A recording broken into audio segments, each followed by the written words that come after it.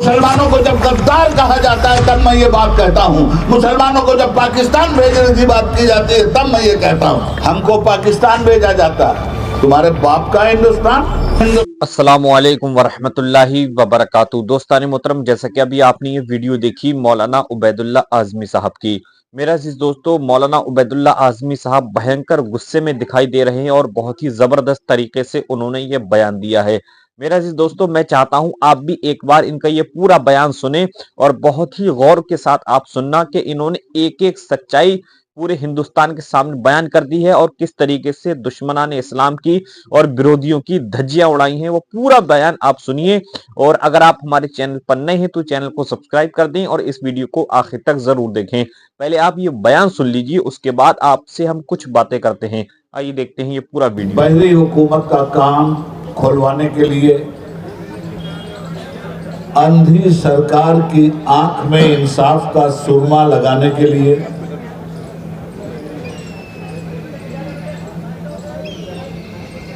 और समाज को गूंगा बनाने वाले पार्लियामेंट में बैठे हुए बहरूपियों के लिए आज का ये इजलास खुला हुआ चैलेंज है। मुक़य्यद कर दिया सांपों को ये कहकर सपेरों ने, सपेरे पिटारे से निकालते हैं सांप और लोगों को डरवाते हैं, मगर ये पार्लियामेंट में बैठे हुए सत्ताधारी सपेरे, इन्होंने कुछ ऐसा जहर उगला है नफरत का कि कहने वाला कहता है कि मुक़य्यद कर दिया सांपों को ये कहकर सपेरों ने, अब इंसानों को इंसानों से डसवाने का मौसम है।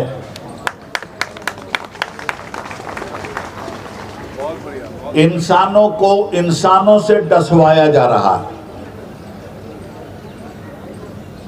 क्या 2014 से पहले भी खुले हुए नाग इसी तरह इंसानों को डसते थे?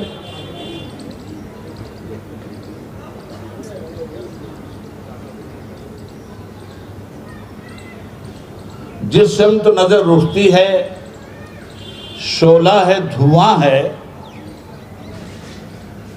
जिस सिमत नजर उठती है शोला है, धुआं है। मैं ढूंढ रहा हूं कि मेरा मुल्क कहां है।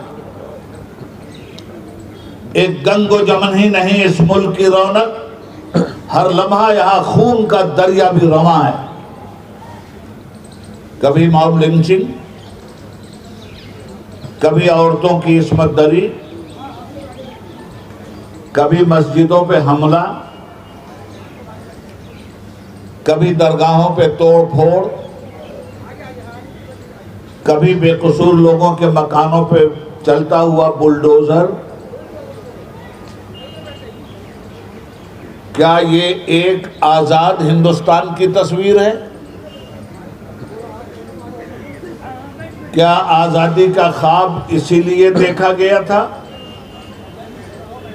मैं जज्बाती कोई तकरीर नहीं करूंगा, चंद बातें आपके सामने रखना चाहता हूं और मैं ये बातें तमाम मुसलमानों से भी कहता हूं, हिंदुओं से भी कहता हूं, इसके ऊपर उठकर तमाम हिंदुस्तानियों से कहता हूं। हमारे मजहब अलग हो सकते हैं, हमारा देश एक है। हमारे धर्म अलग हो सकते हैं, रहन सहन अलग हो सकते हैं, मगर कोई चीज तो है जिस पे कॉमन मिनिमम प्रोग्राम किया जा सकता है। उसी का नाम तो हिंदुस्तान है। कश्मीर की वादी से लेकर कन्याकुमारी की सरहदों तक, बंगाल की खाड़ी से लेकर गुजरात की धरती तक, इस मुल्क में बसने वाले लोग ही तो हिंदुस्तानी हैं। हम एक हैं। हम दुनिया के दूसरे मुल्कों में जाते हैं तो हमें परमिशन मुसलमान और हिंदू के नाम से नहीं मिलता, हमें वीजा इंडियन नागरिक होने की बुनियाद पे मिलता है। तो मुल्क की सरहद के बाहर जो ही हम गए, हिंदू हो के मुस्लिम, सिख हो के ईसाई, सबकी एक पहचान होती है कि इंडियन जा रहा है। हम हिंदुस्तानी हैं और यही वजह है हम कहीं बटे नहीं हैं। ये जो नारा लग रहा है बटोगे तो कटोगे, ये बांटने वालों का नारा है, जिन्होंने इंसानों को, कुछ लोगों को ऊंची जात बिरादरी बनाकर मुंह से पैदा कर दिया और कुछ लोगों को बांटा तो बाहों से पैदा कर दिया और कुछ लोगों को बांटा तो पेट से पैदा कर दिया और कुछ लोगों को बांटा तो शूद्र बनाकर पैर से पैदा कर दिया। वो नारा लगा रहे हैं कि बटोगे तो कटोगे, बांटा तो तुमने, बांटने के जिम्मेदार तो तुम हो, हम तो जोड़ने के जिम्मेदार हैं, हिंदुस्तानियों को इकट्ठा करने के जिम्मेदार हैं। हम तो हिंदू का हा निकालते हैं, मुस्लिम का माँ निकालते हैं, इधर से हा निकालते हैं, इधर से माँ निकालते हैं और मिला के हम बनाते हैं ताकि मजबूत हिंदुस्तान बने। बटोगे तो कटोगे, बटोगे तो कटोगे नहीं, बटोगे तो मिटोगे। तुम हिंदुस्तानियों को बांट रहे हो। तुम हिंदू मुसलमान का घर नहीं जलाते, तुम हिंदुस्तान का घर जलाते हो। तुम हिंदू मुसलमान की हत्या नहीं करते, तुम हिंदुस्तान की हत्या करते हो। हिंदुस्तान का संविधान और हिंदुस्तान का कानून सारे लोगों की रक्षा सुरक्षा की जब गारंटी देता है, उसी रक्षा सुरक्षा वाले कानून के की आंखें आज पार्लियामेंट में फोड़ी जा रही हैं, उसके कान पार्लियामेंट में तोड़े जा रहे हैं। सही कहा था शफी साहब ने, पार्लियामेंट में जो लोग बैठे हैं उनमें ज्यादातर तादाद 10 नंबरियों की है। इस मुल्क में आज लीडर बनने की पहचान फिरका परस्त पार्टी ने यह बना दिया कि कोई छिछोरा आके टीवी पर मुसलमानों को गाली दे दे और रातों रात लीडर बन जाए। हाय हाय हाय, जिस कौम के पास कुछ भी नहीं, ऐसी भिखारी कौम भी लीडर बनती है मुसलमानों के नाम से। हम वो ताकत हैं कि हमको गाली भी देते हो तो तुम पूजे जाते हो। औकात अपनी भी पहचान लो, औकात हमारी भी पहचान लो। हिंद को नाज है जिसपे वो निशानी हम हैं, ताज और लाल किला के यहाँ बानी हम हैं। हमारी आइडेंटिटी पूछी जाती, हमको पाकिस्तान भेजा जाता, तुम्हारे बाप का हिंदुस्तान। दुनिया का कोई मुल्क हिंदुस्तान की तरफ आंख उठा के नहीं देख सकता, इसलिए कि हिंदुस्तान के एक मुसलमान ने हिंदुस्तान को सुप्रीम पावर बनाकर पूरी दुनिया में हिंदुस्तान का नाम रोशन कर दिया। हमसे हमारी आइडेंटिटी मांगते हो, हमारा आधार कार्ड मांगते हो। जिस लाल किले पे 15 अगस्त को एक झूठ का पिटारा खोलता है, वही लाल किला हम मुसलमानों की आइडेंटिटी है, याद रखना। जिस ताजमहल का दर्शन करवा के पूरी दुनिया से पैसे लेते हो, वही हमारा आधार कार्ड है, याद रखना। अब उसके अंदर मंदिर तलाश कर रहे हैं, बनाया कुछ नहीं। भिखारियों, खुदा की शान वो नादान समझें बेजुबान हमको कि जिन पर रहम खाकर मुफ्त में बख्शी जुबान हमने। आओ कभी डिबेट करो कायदे से। हम जानते हैं कि जालिम जाहिल होता है, जालिम कानून की जुबान नहीं समझता, जालिम के सामने कानून की कोई हैसियत नहीं होती। पार्लियामेंट के दरवाजे पे मत्था टेका जाता है। बाबा साहब भीमराव अंबेडकर के संविधान के सामने सर झुकाया जाता है। और यही ड्रामा करने वाला पूरे हिंदुस्तान में इलेक्शन में जा जाकर बाबा साहब के संविधान की धज्जियां उड़ाता है। इसका लेक्चर देखो, इसकी पिक्चर देखो। जिस संविधान का शपथ ग्रहण पार्लियामेंट में हो रहा है, उसी संविधान को अपनी बोली से कुचला जा रहा है पूरे हिंदुस्तान में। हालात जब इस तरह के मुल्क के हो गए हैं तो मुल्क में एक इनकलाब की जरूरत है। पार्लियामेंट करप्टेड लोगों से भर गई है।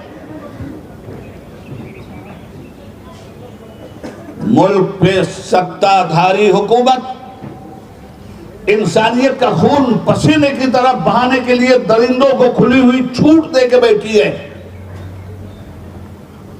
और पुलिस का इस्तेमाल देश की जनता की हिफाजत के लिए नहीं हो रहा है। पुलिस का इस्तेमाल एक दरिंदे और भेड़िए की तरह किया जा रहा है। पुलिस का काम इलाके में अमनो अमान कायम करना है, इलाके के अमनो अमान की धज्जियां उड़ाना नहीं है। मैं किसी इलाके का नाम नहीं लेता। जिस मस्जिद के अंदर मंदिर तलाश किया जा रहा, करो तलाश। अब तलाश जब यहीं से शुरू हुई है, हम 1200 साल से हैं यहां और गंगा जमुनी तहजीब को फरोग देकर आए हैं यहां। 1200 साल से हमने इस मुल्क को क्या दिया और किस तरह खड़ा किया। दर्पण कभी झूठ नहीं बोलता और तुम्हारे बस की बात नहीं है कि तारीख के दर्पण को झुठला दो। गुजरता है हर शख्स चेहरा छुपाए, कोई राह में आईना रख गया है। इनकलाब जिंदाबाद, ये नारा किसने दिया? भूल जाएंगे क्या इसको अहले वतन? जय हिंद का नारा मुसलमानों ने दिया, ये तिरंगा मुसलमानों ने दिया, ये एटमी ताकत भारत को मुसलमानों ने बनाया। सही लिखा है social democratic party of India के बैनर में, हम किरायादार नहीं हैं, हकदार हैं।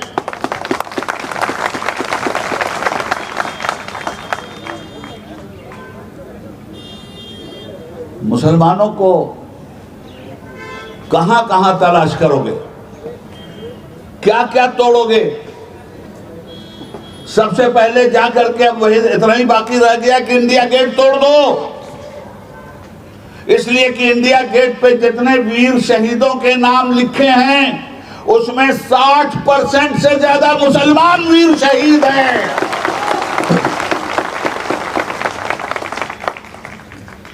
क्या क्या तोड़ोगे? हाँ, मैंने कहा 60% से ज्यादा। अर्ज ये करना चाहता हूं, मुल्क की आजादी की लड़ाई, टीपू सुल्तान कौन था? मैं जात बिरादरी में नहीं बांटना चाहता। हमारे हिंदू भाइयों ने भी उसी तरह जान दे के इस देश को बचाया है जिस तरह मुसलमानों ने बचाया है। मैं जात बिरादरी में नहीं बांट रहा हूं। मुसलमानों को जब गद्दार कहा जाता है तब मैं ये बात कहता हूं। मुसलमानों को जब पाकिस्तान भेजने की बात की जाती है तब मैं ये कहता हूं।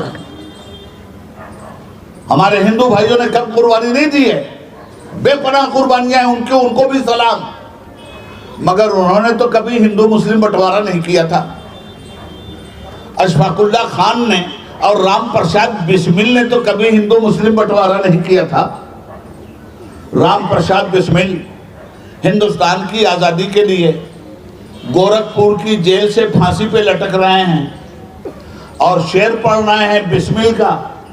एक बात और ध्यान में रख लीजिए, सरफरोशी की तमन्ना अब हमारे दिल में है, देखना है जोर कितना बाजुए कातिल में है। पढ़ते हैं ना लोग, ये शेर पढ़ा था पंडित राम प्रसाद बिस्मिल ने गोरखपुर में, जब अंग्रेज उन्हें फांसी पे लटका रहे थे। क्या पढ़ा था उन्होंने राम प्रसाद बिस्मिल ने? वो भी शायर थे उर्दू के, उनका तखल्लुस था बिस्मिल। मगर ये शेर उनका नहीं है, ये शेर बिस्मिल अजीमाबादी का है, जो पटना के मुसलमान शायर थे और जिसको हिंदू ने पढ़ा था दिल पर सरफरोशी की तमन्ना अब हमारे दिल में है, देखना है जोर कितना बाजुए कातिल में है, वक्त आने पर बता देंगे तुझे आसमां, हम अभी से क्या बताएं क्या हमारे दिल में है। ये बिस्मिल अजीमाबादी का शेर है, जिसको राम प्रसाद बिस्मिल ने फांसी के वक्त पढ़ा था गोरखपुर में। और ठीक उसी वक्त उनका साथी शाहजहांपुर का खूबसूरत पठान अशफाकुल्ला खान जब फांसी के फंदे पे लटकाया जा रहा था, तो उससे कहा गया था कि अशफाकुल्ला, हिंदुस्तान के स्वतंत्रता सेनानियों के लिए के खिलाफ गवाही दे दो, तुम्हारी जान बचा ली जाएगी। तो अशफाकुल्ला ने कहा था कि मैं आने वाले दौर का सावरकर नहीं हूं कि लोगों के खिलाफ गवाही देकर अपनी जान बचाऊं, मैं हिंदुस्तानी मुसलमान हूं। तो फिर अंग्रेज ने पूछा कि अच्छा तो ये बताओ कि तुम्हारी आखिरी ख्वाहिश क्या है। सुनिए, अशफाकुल्ला खान ने कहा, आखिरी ख्वाहिश, आखिरी इच्छा, सुनो, कुछ आरजू नहीं। आरजू कहते हैं इच्छा को, ख्वाहिश को। फांसी का फंदा अशफाकुल्ला खान की गर्दन में। अंग्रेज पूछता है आखिरी इच्छा बताओ। सुनिए अशफाकुल्ला खान की आखिरी इच्छा क्या थी, आखिरी ख्वाहिश, आखिरी आरजू। कहते हैं कुछ आरजू नहीं है, बस आरजू है इतनी, खाके वतन की मिट्टी रख दे कोई कफन में, मेरे भारत की मिट्टी मेरे कफन में रख करके मुझको कफना दो, बस यही मेरी इच्छा है। हम खून की किस्तें तो अदा कर चुके, लेकिन ऐ खाके वतन कर्ज अदा क्यों नहीं होता। ये सब करिश्मा शादी है हिंदू मुस्लिम नफरत फैलाने वाले एक चाय बेचने वाले का, एक भगौड़े का। आप चाय बेचने वाले को भी जानते हैं और भगौड़े को भी जानते हैं। मैं चाय बेचने वाला, क्या प्यार आया आपको, बना दो बेचारे। पान बेचने वाले मर गए थे, अरे किसी पान बेचने वाले को बना दिया था यार, पूछ के तो चूना लगाता, इसने तो बिना पूछे हुए पूरे भारत को चूना लगा रखा है। हम लड़ेंगे लड़ेंगे लड़ेंगे और पूरी ताकत से लड़ेंगे। 18 साल का मेंबर पार्लियामेंट बोल रहा है, 1 साल नहीं, 2 साल नहीं, और एक सूबे से नहीं, 2 सूबे से नहीं, 6 साल यूपी से, 6 साल बिहार से और 6 साल मध्य प्रदेश से, और कंटिन्यू आया हूं और बोलता हुआ एमपी बनकर इसी पार्लियामेंट में इनके सियासी 3200 दांत मैंने तोड़े हैं।